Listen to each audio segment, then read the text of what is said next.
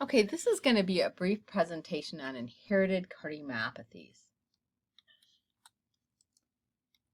So these are the objectives. List the genes associated with prolonged QT interval.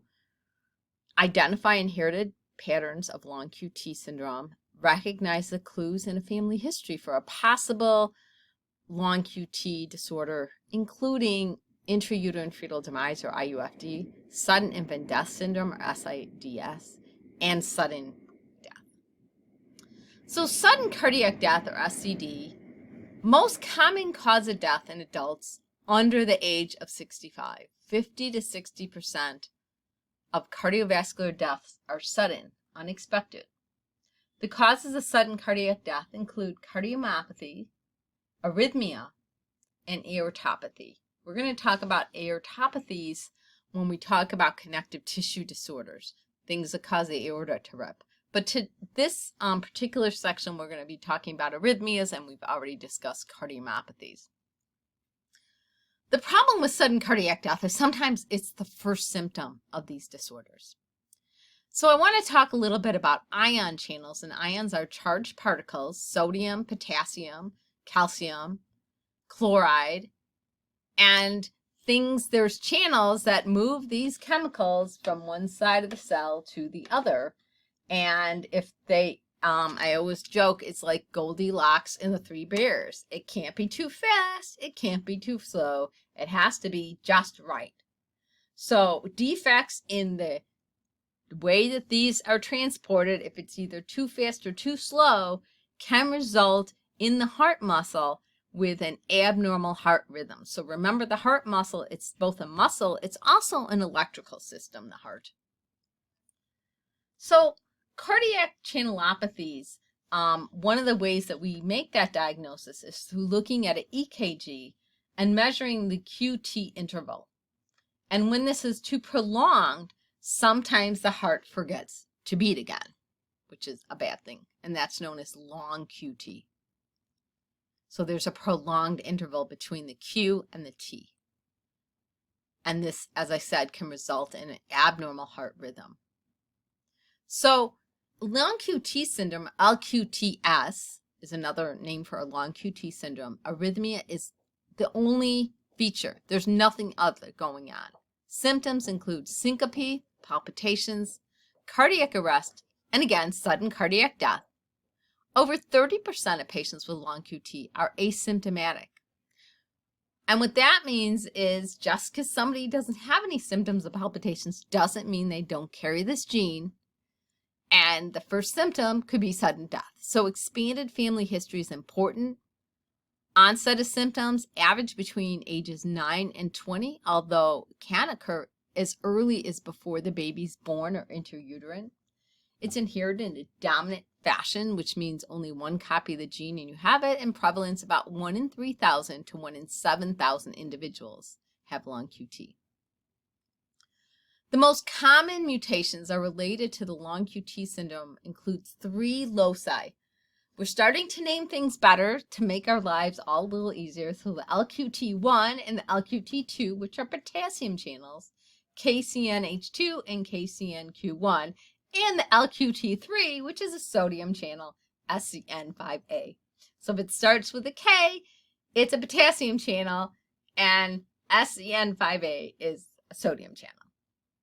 Mutations of LQT1 are the least hazardous, with a 30% chance of a cardiac event by age 40. Not all individuals with long QT have an abnormal EKG, so an EKG is not enough in a family history to say that you don't have it. The only thing is genetic testing. So this is actually a busy slide, but it's actually a really important slide. So this is a slide I want you to remember. So again, the elongated long QT, the reason that we're showing this guy in the swimming pool is sometimes the cold water and swimming can precipitate long QT issues that can cause syncope. Now, if you faint in a pool, you end up at the bottom. So, you know, I'm going to talk about this later, but somebody that knows how to swim who drowns in a pool, I'm not talking about going out to Lake Michigan with the red flags. Those are, you know, stupid. But you're in a pool and they're swimming, they're a good swimmer, and they're found at the bottom of the pool. It's because their heart stopped and they passed out in a pool.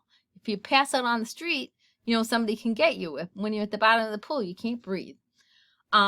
Seizures and sudden death can be some of the symptoms. So the SCN5A, which I said is the sodium, the gain of function causes long QT3. So if there's too much sodium being transported, that causes LQT3. So long QT number 3.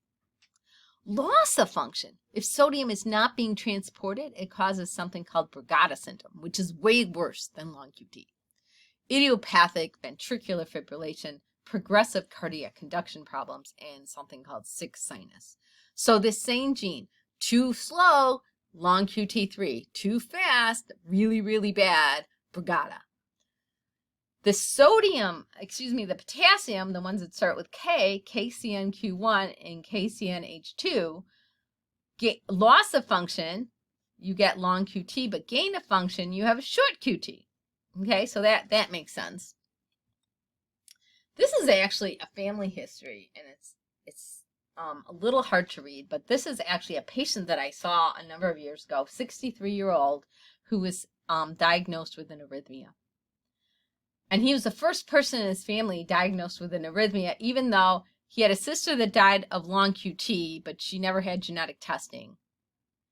And he had a brother who was at the time 75, who had a 23-year-old son who died of sudden death.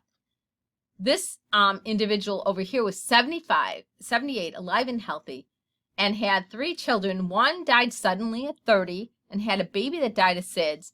This individual was 50 and had a daughter who died 26 in her sleep. And then this person had some type of cardiac issue. So this was not unusual in this large family to go to funerals of people in their 20s. Oh, they went out last night and they drank too much and they didn't wake up in the morning. If that actually happened, a lot of you guys might be in trouble.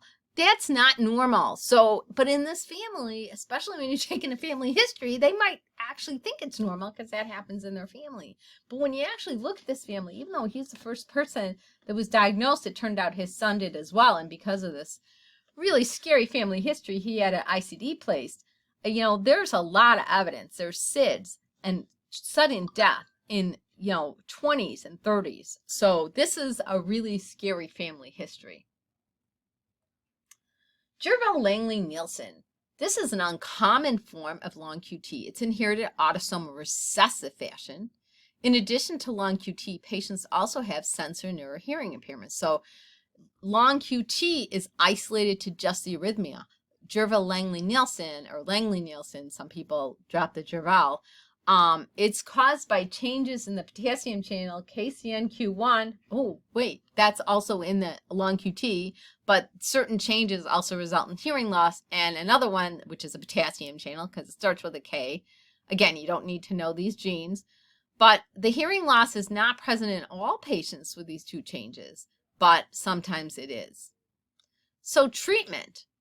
Beta blockers in affected patients can prevent symptoms. Numerous medications can precipitate a rhythm disturbance. This includes antihistamines, erythromycin, Bactrim, antipsychotic medications, antifungals. The diagnosis of long QT prior to symptoms is really important to prevent sudden death. As I was showing you that pedigree, when you have a scary family history, maybe you want to put in a defibrillator before something bad happens. So, abnormalities in one of the genes that's involved in the transport of sodium potassium in the cardiac cells can result in long QT on EKG.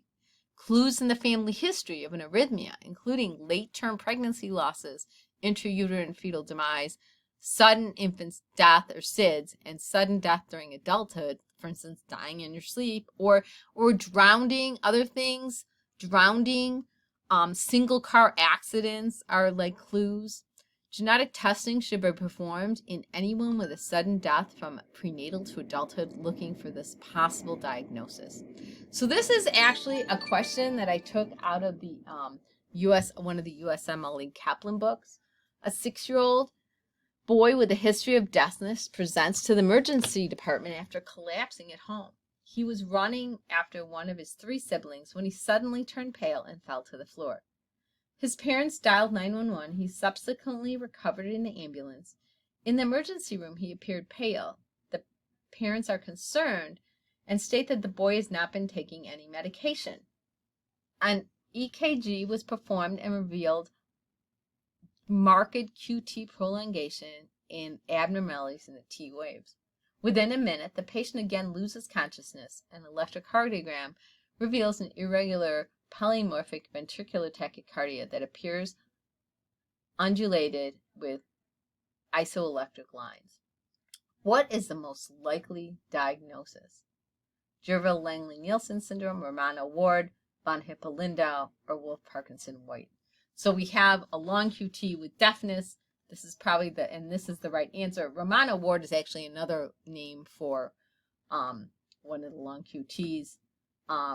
Von Hippel-Lindau is a different disorder, and this causes VTAC. So the correct answer is A. Again, I took this out of one of those study books.